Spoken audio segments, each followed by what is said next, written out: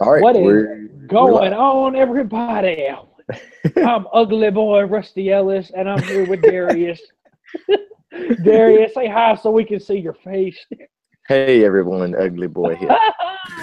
Ugly Boy 2. All right, well, all joking aside, tonight, this is the second, y'all getting a treat tonight. This is the second time we are going to be going live on Thanksgiving break. I'm going to be thankful. We're working hard for y'all.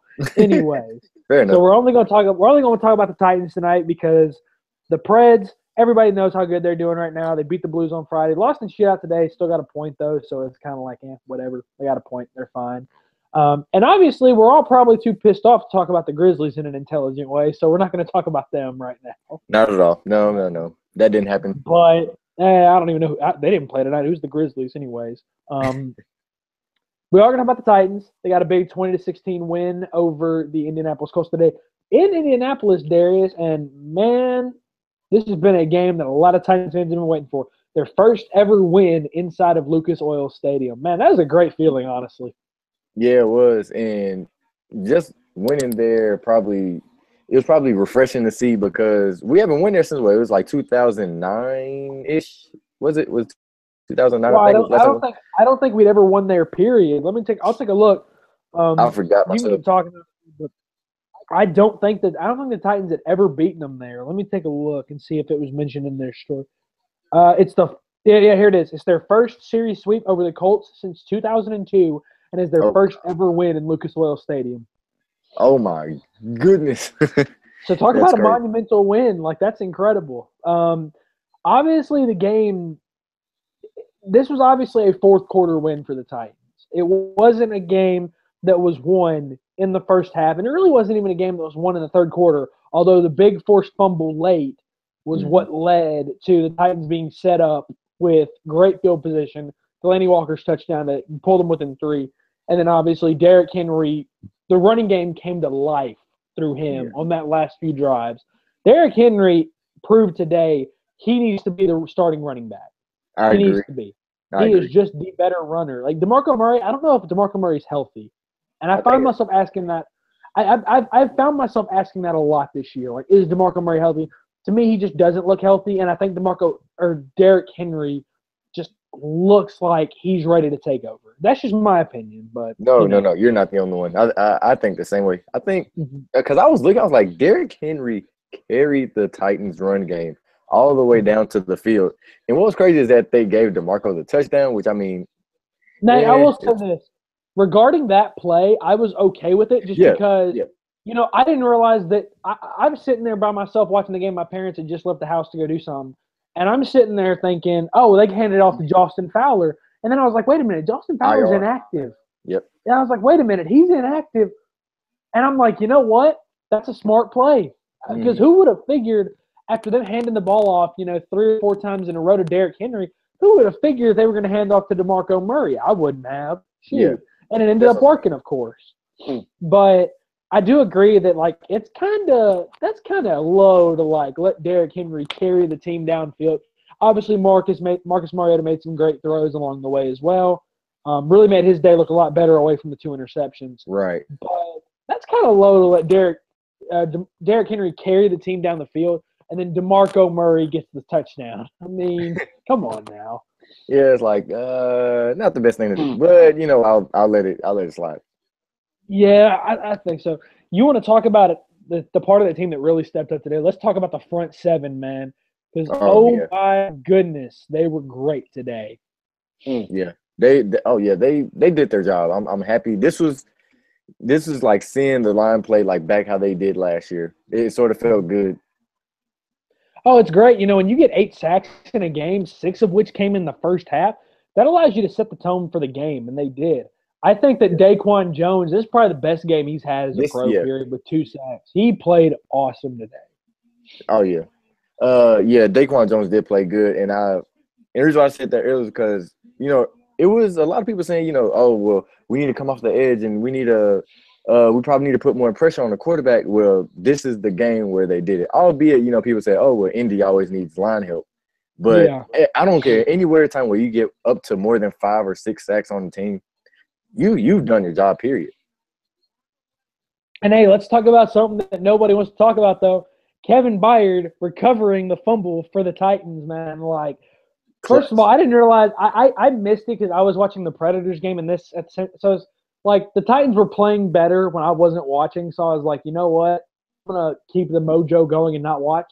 And then I missed the fumble and the touchdown, and I flipped back over and I saw it after it happened. I was like, oh, okay, this is working. Flip, and so Kevin Byard getting the fumble recovery. Hey man, that's cool. That's his. I don't know what that counts as towards his statistics, but that's still pretty cool that he at least gets the fumble. I don't know who forced it. If I could find it, that'd be great. But I saw the play. I'm trying to think who it was. They'll probably. I'm trying to think if he recovered it. That leads me to believe that a cornerback or another safety forced it. I think it was Logan Wright. I think it was Logan Wright. I'm not sure, but I think it was. See if the recap will probably say. 1 second. Again, guys, we're sorry that we're going a little off the script. We're going a little off the script here a little bit. This is like whenever we do it like this is mainly just to be chill. It's never meant to be serious. Like our lives are scripted. We can say that. So I mean. Yeah, that's a good thing. Huh. It doesn't say it. It just says that Kevin Byard recovered a fumble. Wow. Okay. Well, that's very odd. So much for the recap, anyways. Fair enough. It doesn't. Yeah, it doesn't say anything about it, but I don't know. But the defense was great as a whole today. You know, when you think about it, a lot of people said that they got moved down the field. I even at one point on Instagram said that they were getting marched down the field on. Give them credit. They held the Colts to field goals for most of the day. Yeah, they did. You only give up a touchdown and you give up 3 field goals. I'll take that. I'll gladly take that. Obviously, if the offense is better, you're going to win a lot of games if your defense only gives that up. You're going to win a lot of games. A lot of games. Exactly. But as far as offense, what was the standout performance to you today, or who surprised you today? As far as offense, man, we talked about him earlier, but I think it's Derrick Henry, man. He played lights out. He put the team on his back, and he literally carried the team. And I think it was him showing him like, okay, y'all drafted me in the second round for a reason. And it's not only just because so I could be behind DeMarco, but it's also to show you guys that I'm a Heisman winner and that I can actually break out and have huge 12-yard runs whenever I need to be. I agree. Yeah. I agree. Derrick Henry was great. And this is 2 games this year that he has played awesome against the Colts. And I just think that you're doing your team a disservice if you continue to go to DeMarco and you keep cutting into Derrick Henry's carries. Like today, Derrick Henry had 13 carries. DeMarco Murray had 12. DeMarco Murray at one point was like 5 carries for -3 yards. That's bad in my opinion. At that point, you need to go to your plan B. And plan B has been Derrick Henry for the longest time. And he needs to be plan A. He needs to be the starter in my opinion. So I think next week, he has got to get the start next week. If he doesn't, I'll be shocked. Next week, who are you playing? I don't know who you're playing next Arizona. week. But I'm saying, no, Houston. Houston. I got tickets to the game. Yeah, so I think you got to start Derrick Henry in that game. You got to. But I'm gonna tell you somebody, and it's somebody in the receiving core that I think today took a huge step forward. And it's not Delaney Walker, even though he caught his second touchdown he caught his first receiving touchdown of the year today. Obviously, his other one was a rushing touchdown against the Jags. I thought Corey Davis looked awesome. Like I thought he really, especially on that final drive the drive to take the lead, he made one leaping grab deep Colts territory that I'm sitting there thinking not any rookie could have made that catch. That's a catch that takes talent and skill. Yeah, it takes focus. It takes good hands. It takes every bit of that working together to be able to make that play. And Corey Davis looked like he had 4 targets today and he had 4 catches. That's good. He didn't drop any passes. Sure did. Only had 39 yards, but I think that as Corey Davis gets more accustomed to this, league, and as Marcus becomes more comfortable throwing him, I think Corey Davis is going to be a dangerous receiver. All of this, by the way, the offensive output today, keep this in mind. Rashard Matthews didn't play. Number 1 receiver didn't play. So let's not act like this Tennessee team was at full strength because they weren't. So I think Corey Davis looked good today. That's just me. I I took agree. a big step forward today. Yeah, I always love watching Corey Davis play. One because it's like you really haven't had like that top dog wide receiver on your team since, or like that showed up in like years. Because Kenny Britt was supposed to be that, that real good receiver that we drafted, but he turned out to be, he had a couple good games, but I think he never turned out to be that consistent threat. Yeah, but I think what Davis gets you is way more dynamic. He has running after the catch ability, but he can also jump up and he has soft hands. So that's always what I liked about Corey. And like I said, man, that one catch he made was across the middle, and dude, I can't say nothing about it. He had to leap across his body and make the catch like that over the outstretched hands of the DB. It's a clutch catch. It's a playmaker's play. Like, it's a play that not anybody in the league can make. It's a play that it takes somebody who is talented to make that play. It was a great throw by Marcus, and it was an even better catch by Corey. As far as what I would like to see better in this offense, I think that, I don't know, you might agree with me, you might not. I've been clamoring for this all year. I just want to see more Taywan Taylor. I want more of this speedster playmaker that we drafted in the third round. I want to see more of him. And one catch for 8 yards? Are you kidding me? That's it? Like, he needs to be – he's this guy, like, I think what the offense is doing, of course, with Terry Robisky calling plays, it's never going to change. But I think he needs to run – I think if you put him on slants, I think that's his strength. I think you have him run these medium and short post routes. That's his strength because you're getting him the ball when he's going at full speed or when he's getting his speed up, and you're allowing him to catch the ball on the run and make plays with his feet. I think that's where he's most effective. I just think you need to use him more. Like, Eric Decker's good for 3 to 5 catches a game. Corey Davis can obviously be that number one receiver, I think, one of these days. Delaney Walker. He's going to be effective no matter what. But you've got to get Taywan Taylor more involved, and that's even with Rashard Matthews coming back. You got to find a way to get everybody involved. Yeah, I agree.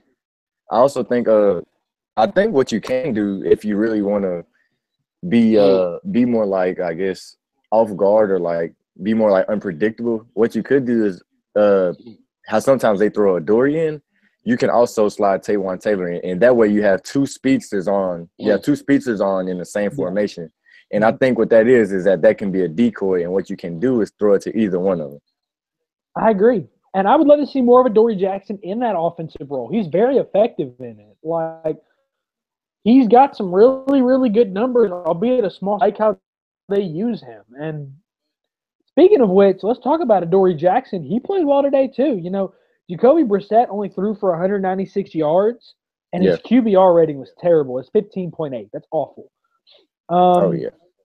If you're going to talk about the receivers that are covered by Logan Ryan and Adoree Jackson, and those guys were T.Y. Hilton and is it Dante Moncrief? Dante Moncrief. So those are going to be the two guys that are guarded. You know what those two combined for? Go ahead. You won't believe this. 3 catches for 31 yards. Yeah, you make them play tight end. Do you know what T.Y. Hilton had in 2 games against the Titans this year? With Adoree Jackson covering him, he had 3 catches for 34 yards. You're getting what you paid for. Like, need we say any more? Adoree Jackson's going to be a good cornerback in this league. Logan Ryan is a good cornerback in this league. I think that what they really struggled with, and I think the box score definitely shows this, is covering tight ends. Jack Doyle had a huge game today. Had 7 catches for 94 yards. He didn't score, but every time he was wide open. He was wide open, and it's like Jayon Brown getting hurt didn't help, because then you're forcing guys like Wesley Woodyard and Brian Arakpo and Derek Morgan, these guys that aren't cover guys, into coverage. And it kind of proves that this is more of a need now than ever, because you got Jayon Brown, and Jayon is going to be a really terrific linebacker in this league, I think. I think he's going to be really good. especially coverage-wise. And me and you talked about that when he got drafted. We loved the pick. It's a great pick. Agreed. But I think that you need to go in this next draft, you need to go and get maybe one or two other players like him that can play cover. So that way you're not just absolutely screwed out of your mind if he gets hurt. And it's not to say that he hasn't played well and you need to replace him. No, that's not it at all. But it's that guys, like, eventually you got to realize you got to make a call on Avery Williamson. Is he going to be this guy that you can trust to be the quarterback of the defense? I don't know at this point. Yeah. I personally trust Wesley Woodyard a lot more. Oh, definitely. And remember, it was like Williamson. It was last week, or he didn't even have a tackle, or was it week before? Like, it was one of them. He had no tackle. I know what you're talking about. Exactly. Like, you can't. So I think you need to make a call on him, and I think that if he goes, then you need to obviously put Jayon Brown in there. Wesley Woodyard is getting older by the week. He's not retirement yet, but he's kind of getting to the point where, look, you might need to draft a guy to where when he's all of a sudden you have this guy you can slide right in, and you got two good inside linebackers that can just like that can play coverage. So I think that needs to improve defensively, but man, like this cornerback and safety group, just week in and week out, they're getting better and better, and that is awesome in my opinion. Oh yeah, definitely. Like I said, they held them under 200 yards, so I mean that's also a good thing too. Yeah. I agree 100%. So yeah, but I think there's a lot. I think there's a lot to be happy about in this game. Obviously, the offense has got to get better, and I think it will. I think that Marcus just needs confidence because they're really trying to force these downfield throws from him, and it's just not his game. His game is making these 15 to 20-yard throws at most, but not throwing downfield, 30, 40 yards. Like, you don't need that from him. He's the kind of guy that can lead it. He can lead a drive methodically. He doesn't need to score in 20 seconds, Yeah, sort of like Alex Smith. Alex Smith is the exact same way. He's not going to give you a long ball, but he can make you them 15 to 20-yard passes when he mostly needs to. Yeah. Although Alex Smith, not the Alex Smith of recent. You need the Alex Smith of like the beginning of the year. And that's a team that is just going. They're going in the toilet. It's bad. Yeah, sort of hitting downhill, but things happen. Yeah, for real. All right. Well, the Titans next week about the Texans at home. Be honest. Do you see them? You see the Titans, obviously. You see the Titans coming out on top of that one, right? Yeah, I see them. I think it might be a little bit like this one. I think it'll be just a little bit closer, but I don't see us jacking the game away or losing. I think it being at home is going to help. I think not being on the road this time is going to be a lot better. I think this is going to be Marcus's bounce back game. I think he's going to throw for 2 or 3 touchdowns. I think he's going to keep the interceptions down to a minimum. And hopefully you see Derrick Henry in that starting role. I think that's the main thing. You really want to see him there. So yeah, I think that these next few weeks are your real chance to get some momentum going before you hit that final 2-game stretch where you've got the Rams and the Jags back to back. Jared Goff looks so improved. How good he's been this year. I know, right? It's sort of like I guess it's like with that trade. That trade is sort of helping him out. That happened 2 years ago. I think it is. I think that he is finally. I think we're starting to see why they picked him first overall. He looks really good. Same with Carson Wentz. Holy crap, he's been awesome this year. He's been an MVP level candidate this year. Like, that's insane to me. Oh yeah, and definitely. They still have Todd Gurley in the backfield, and they got weapons like they still got Sammy Watkins and Mark. I think they got Marquise. They got Marquise Gooden. They got 2 from the Bills. I forgot which ones. I know Sammy's one of them. Yeah, but they still have a lot of weapons, and Cooper Kupp he's been pretty good this year too. Yeah, I think, and that's another game that I think that being at home is going to help the Titans out. The Titans, obviously, after this next week, they'll go on the road for the 49ers and the Cardinals in that order, I think, but I could be wrong. But, I mean, if you can get some momentum going these next few weeks, you could go into that game all of a sudden with momentum, win that game, and then all of a sudden, if the Jaguars lose another game like they did today, just like that last game might not matter as much. But let's say that you have that hiccup against the Rams and the Jaguars went out. You're still in prime position to take the division because if you beat the Jags due to the tiebreaker and you beating them twice, you win the division. That's simple. Yep, you control your own destiny. So, by any means. The Titans at this point, that is it. The Titans at this point control their own destiny. So now they just got to take advantage, man. Whatever you got from the pass rush today, if you get that consistently going forward, it's going to be hard to beat the Titans with this kind of defensive performance. It's going to be hard to beat them. Yeah, and one thing, the only reason why I'm sort of scared of the Rams game, but I'm not scared at the same time, is that Jared Goff loves to he loves to bomb the ball 20 yards because he has those deep threats, and who loves to get the interceptions, Mr. Kevin Byard does. So I mean, I think as far as in pass coverage, I think that's something I'll be looking forward to. The guy who has the most interceptions in the NFL versus an air rated out quarterback. I think that's going to be interesting to watch. Now, obviously, we got to get there first. Yeah, that's the thing. But yeah, I think the next week's going to be a Titans win. Tom Savage, I don't know how much offense he's going to be able to muster, to be honest. We'll see more of him, obviously, tomorrow on Monday Night Football. But I don't know. To me, next week, I could see next week being like a 24-10 game in favor of the Titans, or being a 28-13 game. I just don't think the Texans are going to have the offense to beat them, and that's a problem. That's going to be a problem. If you don't have enough offense to beat the Titans, that's a problem. Excuse me. But transitioning from that on, if you thought we weren't going to talk about the UT situation, we will definitely talk about that in a second. But let's have a little bit of fun here, Darius. So we're going to do – I don't know. I'm not even going to try to name this segment, but we're going to basically go through the 4 major American sports favorite player that is not playing for your team. So we'll start with basketball. We'll start with baseball, where we have 2 different teams.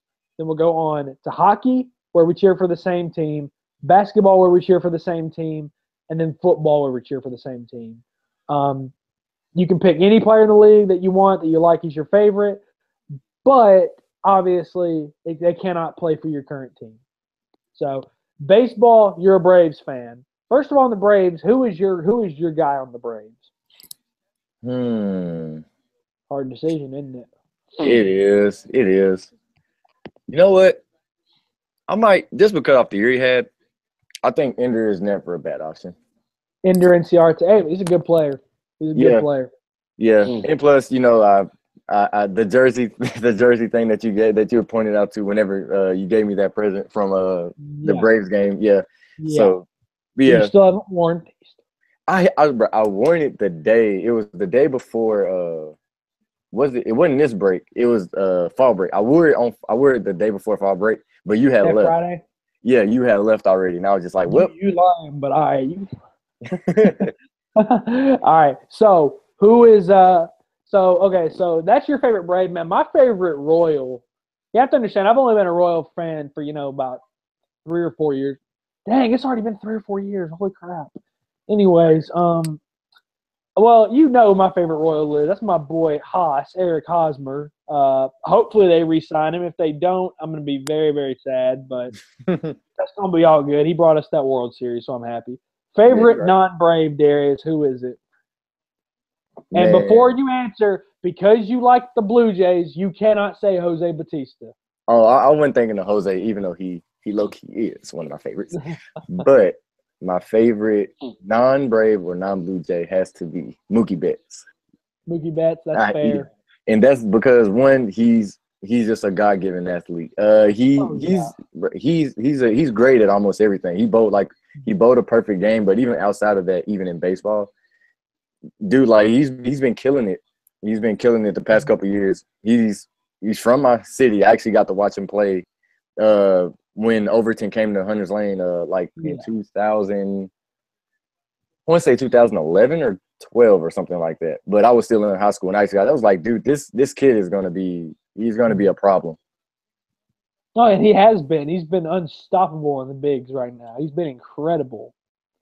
Yeah. So he's my favorite, non-favorite team. player. I got you. Well, mine might actually surprise you a little bit. Now, you're probably expecting me to say Brandon Phillips, and while I love Brandon Phillips, and he's one of my favorite second basemen to watch play, it's actually not. The guy that I have picked is someone that has been low-key an MVP candidate for many years, but because of where he plays, he doesn't really get a big following. That for me is Joey Votto. I've always loved Joey Votto. The first baseman for the Reds. And he always, you ever look at his numbers, he is always putting up good numbers. He's always walks a ton. His OPS is always really high. Always hits for a decent average, hits for power. And he's a great fielder. So, and again, I love Eric Hosmer. He's a first baseman. Well, Joey Votto's a first baseman. It's just kind of something. I've always liked first baseman. When he played, I loved Prince Fielder when he played. I loved his game. He was so fun to watch because he never really fielded the ball. He more or less just fell on it. But it's sort of came to his last name. Exactly. Joey Votto is definitely my favorite non-Royals player. So and seeing him in person, dude he's big. Holy crap! You don't realize how big 6'4" is and how muscular some of these baseball players are until you see them in person. Same with Giancarlo Stanton. You don't realize how big he is until you see him in person. It's holy crap. Right. But all right. So going from that to hockey. Favorite non-Predators player. I think First of all, favorite Preds player. Who is it? We'll do this. We'll go through it. Favorite Preds player. Who is it? As of right now. Good. Oh, come I'm on. sort of You know who you're going to pick. I'm stuck because I'm always stuck between these two players all the time. I'm pretty sure you know who it is. All right, Scoresberg and who else? PK. Okay, that's fair. All right, well, honestly, you can't lose either way, man. That's the two guys that are leading the team in points. Exactly. So it's just PK can play great defense, but he can also assist the puck anytime that he has to. Oh, and his slap shot from the point is ridiculous too. He's really, really good. Yeah, he is, and we already know how Phillip is. His whole October run was awesome. And now he even took a back seat, and now he's passing the puck more too. So I mean, it's like nothing went away. Yeah. His assist totals from last year to now, he's really on pace to do some damage. He could finish with 70, 80 plus points based on what his numbers are. If he stays healthy, he's going to be dangerous. And when we're talking about favorite Preds, man, we already both know who I'm going to pick, and that's my boy Ryan Johansson. That man has been on a hot streak the last few games. But I will tell you one guy that has quietly made his way into becoming one of my favorites. That's Matthias Ekholm. He's been really, really good lately. Same with Craig Smith. They've both been really good lately. But favorite Predators, I definitely have to go with Ryan Johansson. I love the way he plays. It's when he is on, there's very few centers that are as good as he is. It's just the fact that he's a little inconsistent. But I personally think that he's a great player. So non-Predators player. I think the funny thing is, I think I know who we're both going to pick. I know we're not going to pick the same player, but I think that the players we pick are probably going to have something in common. So go ahead. Okay. I want to switch it up, but I don't think I'm going to switch it up. Okay, so it's going to be Shea Weber. I tried to switch it up. Shea Weber. Okay. No, that's cool. No, Shea Weber, that's a great pick in my opinion, too. Yeah. I just didn't want to make it seem too predictable, but I have a long history with Shea. So I mean, it's sort of like when LeBron left, and it was just well, I still like him as a player. So I mean, man, he put Nashville on the planet, dude, or he was the original superstar for them. So I can't blame you for that one. Yeah, so I still have a connection for him. But if I was, because I was I don't know, is that still Predators related or not? But I didn't care. Well, who was your other one? I think I know who it is, but. I hate it, but it probably had to be Trash Crosby. If it wasn't for the finals of last year, he was still. We wouldn't care. Yeah, we wouldn't care. Yeah, exactly. Yeah, but since it was the finals of last year, I gotta hate him. The thing is, I will say this, and I was right about that because that's who I was expecting you to pick. I was expecting you to pick Sidney Crosby. Shea Weber doesn't surprise me that you like him, but I mean, he's a very, very again. I hate that he was out for the Montreal-Nashville game on Wednesday. I hate that he missed that. But I mean, she was a great player. Doesn't change anything. He's second on the Canadians in points, I believe. At least last I checked, he was. He might be different now, but I'm not sure. The reason why I was saying that the guy that I'm gonna pick is very similar to your Crosby pick is because he's on the same team, and that's my boy Evgeny Malkin. That's my boy Evgeny Malkin. I'm not gonna lie, dude. Like watching his highlights, he's so good. It's hard to not appreciate him, and it's to the point where it's like if they beat us and he scores, I'm like, that sucks. But I mean, at least it was him that did it. I think he's just a fun player to watch, like so much that I've like looked onto Fanatics and I've tried to like on Cyber Monday, I'm trying to get an Evgeny Malkin shirt. Just because like he's probably one of my favorite he's one of my favorite hockey players right now just because he's so much fun to watch. And then you watch these videos of like interviews with him and he's such a funny guy that it's almost impossible to not like him. And it's the fact that he's a stereotypical Russian. He literally, we play a good game and lots of good words. And he's such a stereotypical Russian, but I love that about him. I love that, like he is who he is. I love that. Yeah, but no, he's a Hall of Famer for sure. I was shocked to find out, like, because he's a big guy and he looks like he's a big guy. Mm-hmm. I was shocked to find out that he's 6'3". That makes sense. He only weighs 195 pounds. Wow. And I was like, he looks like he's 6'3", about 240. So I mean, that's a little odd. It is. But he looks so much bigger. What? I thought you were going to say James Neal. Oh, that ain't going to be James Neal. Well, James Neal was technically not a non-predator. Well, James Neal's out there. I'll tell you one player from the Golden Knights that I'm learning to really like, and it's funny that I mentioned Evgeny Malkin because this guy also wears number 71. That's William Karlsson. He's actually on a hot streak for the Knights right now. He just recently took over the goals lead from James Neal. He has 13. And this is a guy that, you know, when he was at the Blue Jackets, he was a second-line guy. And in Vegas, he's a first-line guy, and he hasn't missed a beat. So, I don't know. Like, he's another guy. He's really, like, I like that, like, I'm getting a chance to see all these non-Predators players. And it's really cool to appreciate hockey away from just your favorite team. It's really cool it's really easy to be able to appreciate that. So definitely, if I had to pick two, because I know yours was obviously Trash Crosby and Shea Weber, I'm going to go with Evgeny Malkin and William Karlsson, because William Karlsson's been on fire for the Golden Knights as of late. Evgeny Malkin. Bro, that video that literally the title of it is Angry Gino is Score. Like, what? Oh, that is the funniest name for and it's so funny. It's so funny watching because, like, he gets mad in these games and then he scores on people. I'm like, holy crap, I wouldn't want to piss this guy off. Exactly. But anyways, moving on. So now we'll go over to basketball. And this one's going to be a little bit harder for me because basketball, just the NBA feels kind of washed out nowadays. It does. Like, if we're being honest, it feels it's starting to get a little washed out. It's starting to get to the point where there's not really a lot of great, you know, talent that nobody really knows about. Everybody kind of knows who the stars are. Yeah. Just kind of how it is. But who is your favorite non-Grizzly? We're going to go ahead and say no LeBron James. Oh, no, I can't choose nobody. Oh, okay. Dang. Man, I can't choose nobody. I can't choose nobody. That's my favorite. Okay. Dang. Hey, it's hard for me too. Just come back to me. I'm gonna get it. I promise. I'm gonna get it. Just give me one. I'll tell you like this, man. I have always, ever since the Denver days, I've always been a Melo fan. I've loved Melo in his game. So, and you know, yeah, he's probably never gonna win a ring. Probably never, you know, but he's still a Hall of Famer in my opinion. He's still an all-star level player. He's still great.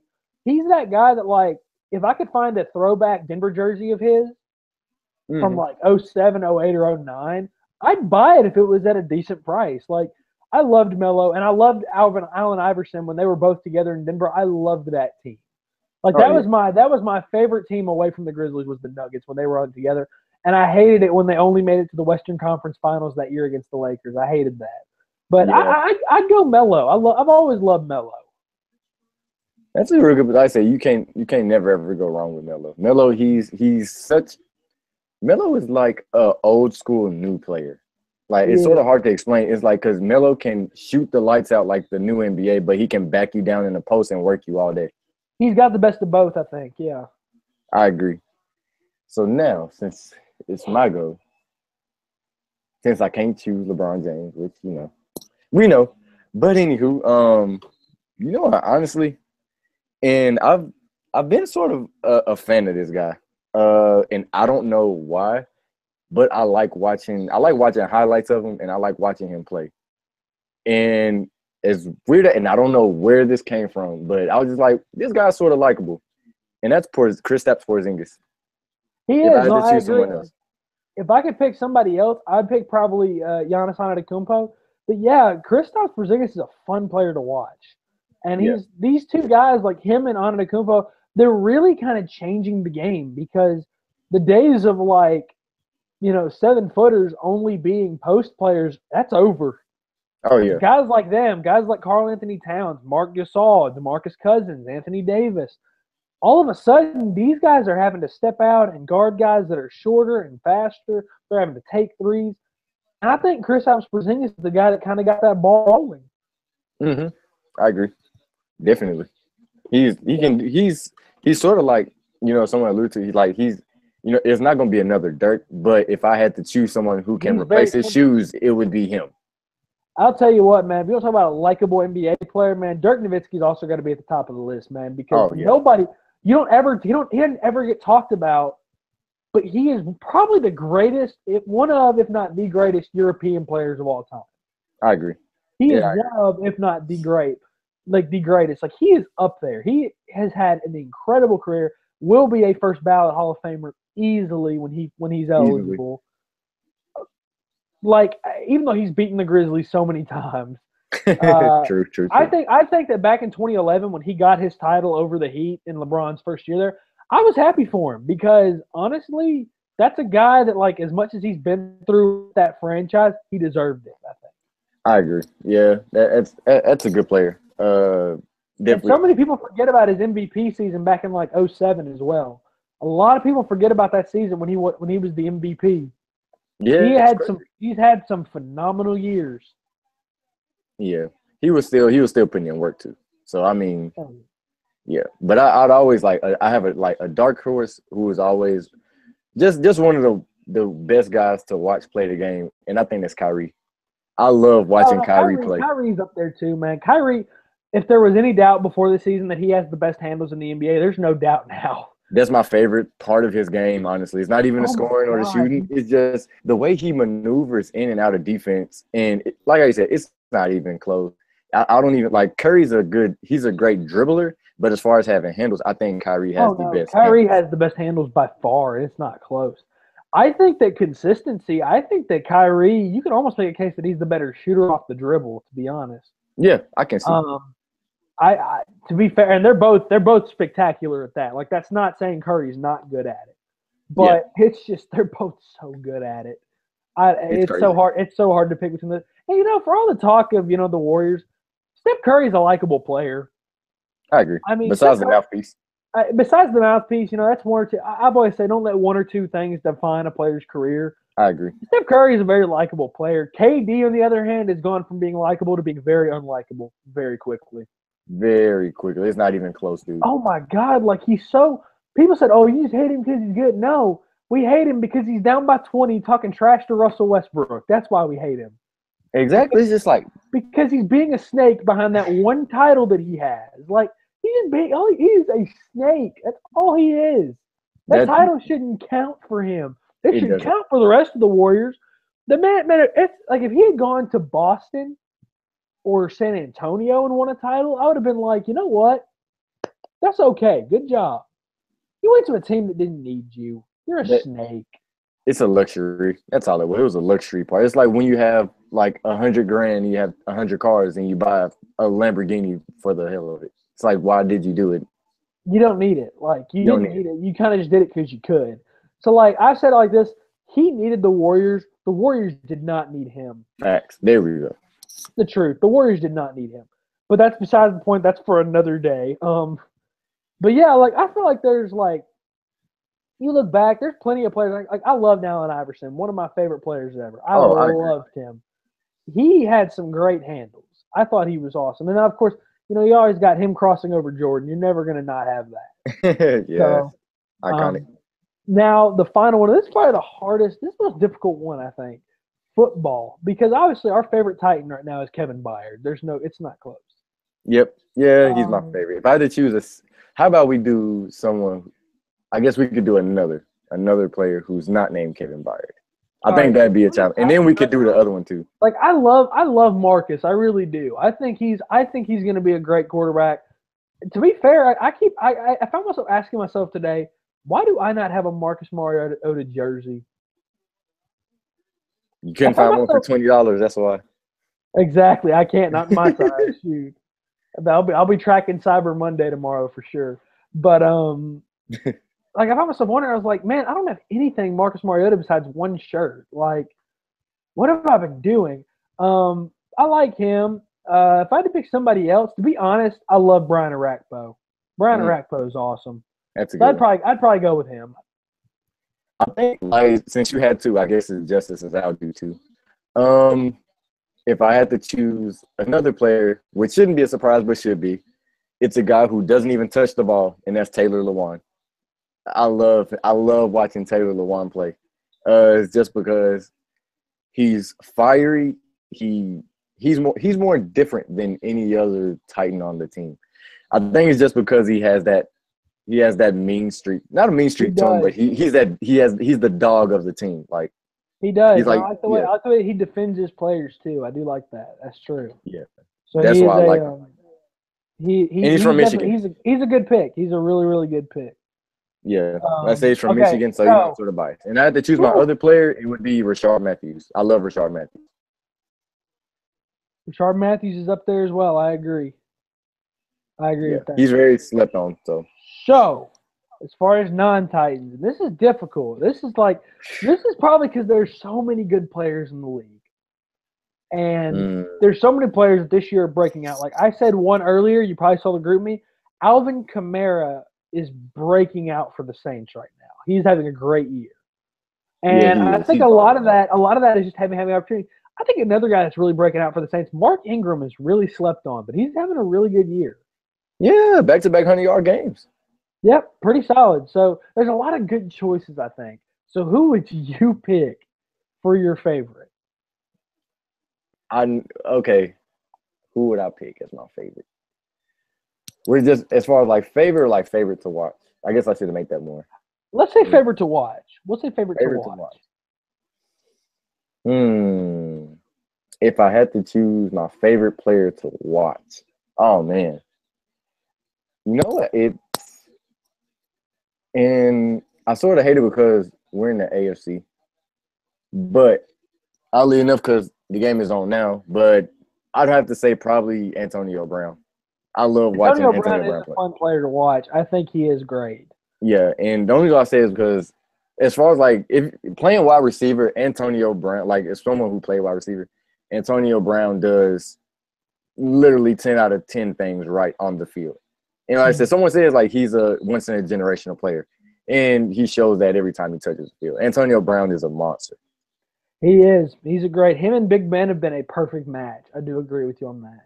I agree. Yeah, it's definitely dope. And also, let's see. If I had to choose, let's see, someone I don't know. I'll let you go, and I'll think of something else because there's a lot of players you could choose from. If I had an honorable mention, one guy that I especially love watching, and it's really kind of funny because when he first came out of school, I didn't think, or when he first got drafted, I'll say, because he wasn't drafted out of school. When I first saw him play in the NFL and I saw how good he was, I was shocked. That's Tyrann Mathieu. He is a really fun player to watch. Same with Patrick Peterson. Yeah. That's a great tandem in Arizona, and those two are awesome. But if I had to pick, and I got this guy's jersey a few years after he came into the league, and I still have it, believe it or not.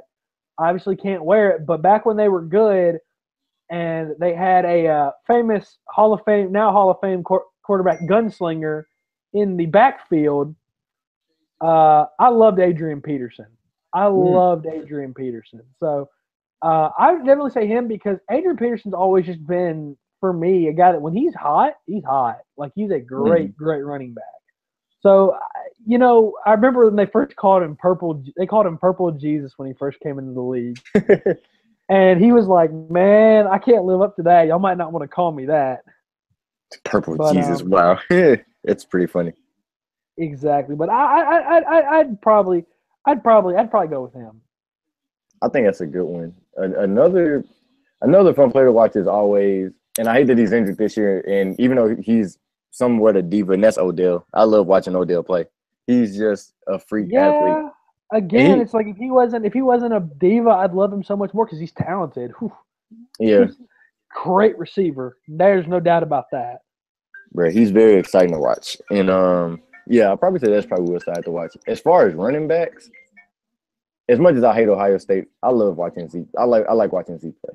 No lie. He's literally that one player who's like, I'm one or two plays away from scoring an 80-yard touchdown. He's that kind of guy. Yeah. I got you. No, I totally agree. Like those guys are fun. And Le'Veon Bell's up there as well. I think Le'Veon Bell's a great running back too. Mm-hmm. But yeah, like I said, that's probably the hardest one of the four. There's so many great players. There's so many great players in the league now. Larry Fitzgerald's a guy I could have said as well. Like there's just so many great talented players, and to only be able to pick one, it's really, really hard. Yeah, he's the guy that got me into wanting to play wide receiver and actually playing wide receiver when I was in middle school was Larry Fitzgerald. So can't complain. Yeah. All right, so now before we go, we have to talk about this scenario. We have to talk about this because, dear God, like Tennessee is just a joke. And I'm sorry if we have Vols fans that follow us on here. Tennessee's a freaking joke, though. And it just, I can't. The entire, like, what happened today, Darius? Like, I can't put it into words just how taken aback by it I am. That you hire a guy, first of all, with the background that Greg Schiano has. Mm-hmm. And then, because the fans don't like it, you decide to not hire him. Yeah. Oh, what? So what? Yeah. And that's Danae, by the way, if you ain't know. but anywho, so what happened today was like I said, they hired Greg Schiano, the defensive coordinator from offensive coordinator. Offensive coordinator. I'm pretty sure offensive coordinator. I'm pretty sure offensive. I'm gonna confirm before we go on. 1 second. Yeah, me too. I'm pretty sure he is. Hold up. Yeah, let me check again. No, defensive coordinator. I was wrong. Okay, yeah. Shoot, you're right. Defensive coordinator. My bad. No, you good. Hey, I want to double check too. But he's defensive coordinator, and they did hire him at first. Like it was like breaking because it was like him and who was the other guy that got hired at the same time at Florida? Dan Mullen. Yeah, Dan Mullen got hired by Florida. And shout out to Julian Morris because Julian actually did call that months back. He did call that. Yeah, he did. And Dan Mullen's a great fit for Florida, but that's not what we're focusing on right now. Tennessee decided to hire Greg Schiano. So first of all, obviously, we know who Vols fans wanted. They wanted John Gruden, which they don't realize that's a stupid idea because John Gruden hasn't coached in 20-plus years. Yeah, he's having the time of his life in the booth too. Yeah, and he's making $4 million a year to work 2 nights a week. Why would he leave? That'd be stupid. Exactly. But let me just tell you some guys that were available or that are now available. The Vols can thankfully choose from. You got Kevin Sumlin, who got fired today. Who I think Kevin Sumlin's a good coach. I just think obviously you can only go 7-5 so many years in the same school in the SEC. But I think he can definitely help build the program back up for UT. You got Chris Peterson, who I think will end up somewhere else. You got Dana Holgerson at West Virginia. I think at West Virginia, right? You said Homeland? Dana Holgerson. That's West Virginia, right? I think so. But other than that, you also have who now this guy is going to have his pick of where he wants to go. Mike Norvell at Memphis. Yep. There's so many good coaches out there. Chip Kelly obviously just got hired at UCLA. I mean, There's so many options right now for better coaches. And they picked Greg Schiano, who, besides the fact that I'll give him credit, he might be a good defensive coordinator. One, he's not who Vols fans wanted. Two, he also played a pretty big hand. What? Oh, what'd you say, bro? I was saying, while he coached a solid defense up, one, he wasn't who Vols fans wanted. Yeah. But it's also the fact that he had something to do, and he had something to do with keeping the whole Penn State situation, trying to keep that under wraps. Why did you hire this guy? I don't know why. It was sort of weird. I don't understand. Because it's like you knew, if you're in the realm of college football, you sort of knew what was going on at Penn State at the time. So why would all of this, why would you sort of – your program is already going towards negativity because your students are already ticked off that Butch Jones is sort of sinking the whole football team under a belt right now. So, 100%. So it's like, well – why would you go ahead and add gasoline to the fire with adding someone who has a bad reputation? Granted, who he has shown production on the field, but it's just like, do you take that risk? And definitely I think the situation with UT was sort of too fertile at the time for them to hire someone who had a. Oh God, yes. Yeah. Like I just don't get it. But to make matters worse, Darius, like that's the worst part is that the situation doesn't end there. It gets worse. It gets worse. You then let thousands of people, of fans, who most of them have probably never played a down of football in their life. You then let them, and them being mad about it, talk you out of hiring him. Yep. What? It's crazy. What? I don't get it. I don't get it. Like, if John Curry does not resign, I don't know how he's going to justify any of this. And I'm not saying John Curry is a bad AD. Like, I want to clarify that up. I'm saying he's a bad AD or a bad person. But this makes them look really bad, in my opinion. And the whole situation to me is just, it's one mistake after another. And we talked about it before we got on here, and I said it one way, and I'm not going to say it that same way because obviously we're live, professionalism anyways. But this is not a situation at Tennessee that is going to be fixed in 1 year. It's not. It's not. It's a situation that's going to take multiple years. It's going to take at least 2 or 3 years to fix the situation at Tennessee because they're getting top players, but they're not doing anything with them. They can't get a good quarterback. Like Quentin Dormady, not a good quarterback. Jarrett Garantano, he's got potential, but are you really sold on him? I'm not. I mean, I think he's someone who's gonna need time. I don't know what. Maybe he needs to use his legs more because he has a speed, but I mean, as far as developing the other parts of his game, and plus, I think he got hurt. He got hurt in one of them games too. So you sort of have to bulk him up in the weight room too. So yeah, I agree. It's all that. It's going to take someone in the athletic department go looking at everybody, looking to the hiring committee, like, guys, look here, we suck. Like, we're not good. And we need to accept that right now, that we're not good. We need to quit acting like we're like next year is our year. We need to quit acting like that. We need to start acting like look, all right, here's a reasonable goal. Let's win 6 games. Let's get bowl eligible. Let's do that first. Let's not go winless in the SEC, you know?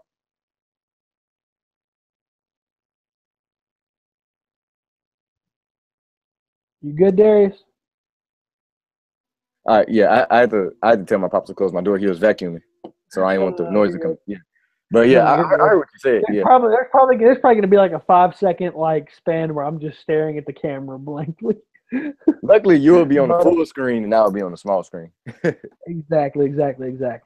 But yeah, it's going to take something to be like, look, guys, we need to set realistic goals, and that's that we're not going to win a championship next year. We just aren't, and they're not. At least as far as I know, they won't.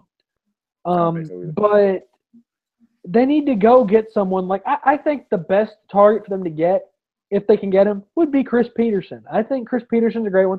I think if you can somehow get Mike Norvell away from Memphis and beat Mississippi State and Arkansas for him, I don't think that's likely. I think he ends up at Arkansas. But if you can get him, he's a guy that's proven he can go out, get a good quarterback in Riley Ferguson, and build a program, help continue that momentum. Yeah. And as you can see with Tennessee in the past couple of years, what have they always done? They've always been one of the great recruiting classes every year. But it's like you get all these great recruits, but you're mediocre, every year. So it's like you're not doing anything with them. Yeah, you got to do something with them. Exactly. So this Tennessee situation is one that I think it's going to take a couple of years at least to fix. And I think if Tennessee goes into this trying to think, okay, let's be contenders next year, I think they're approaching it the wrong way. That's just my opinion, though. Yeah, I agree. And it's sort of like, okay, we know Tennessee's always been a historic program, throughout the whole, existence of UT. But yeah, I think as far as taking that approach, I think, just take it one step at a time, because you don't want to. It's sort of like when you're coming back from an injury. You don't want to come back from your injury and go 100%. You want to slowly build your way up, and then you can go full on throttle. Yeah, I agree 100%. But that's just us. We're just college kids. What do we know? That's about all I've got for us today. With all that being said, I'm Rusty Ellis. Darius Horton. And Dilly Dilly. Good night. Dilly Dilly.